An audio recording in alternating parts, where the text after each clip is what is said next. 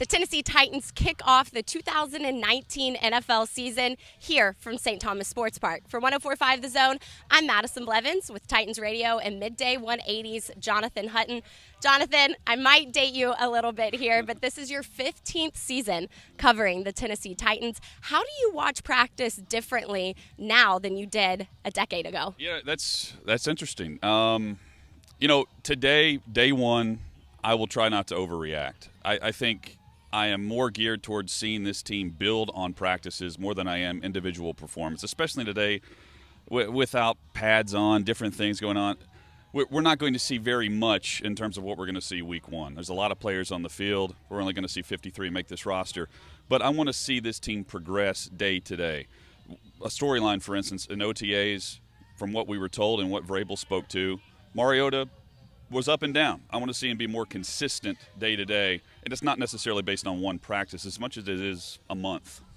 You mentioned quarterback Marcus Mariota. He's now without left tackle Taylor Lewan. It was announced this week that he did fail a drug test for a performance-enhancing supplement. So who are you watching now during training camp to protect that quarterback? Well, it starts with Dennis Kelly. That's the most obvious answer for left tackle. But I think the focus for me shifts now to right tackle and Jack Conklin, because if Conklin comes in healthy, he's not on the physically unable to perform list, which is good. It's a good sign. He's got to come in healthy and be solid at that spot right out of the gate and solidify the right side of the line now, like he was drafted to do whenever he was healthy.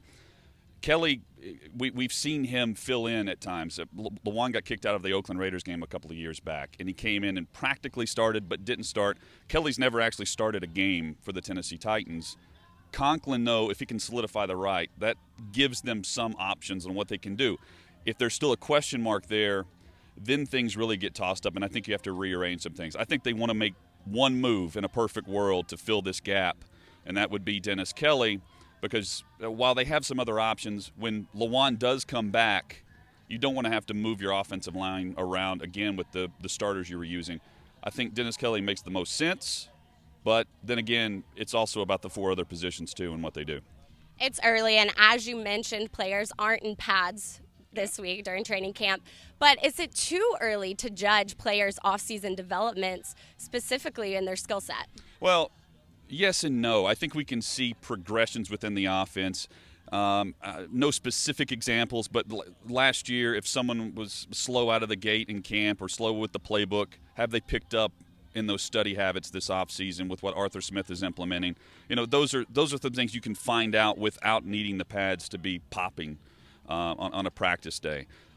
More up front on the offensive and defensive lines, I think you do need the pads on to determine some of those things. So skilled position-wise, you can see some things, but ultimately preseason games will factor in quite a bit with all of that.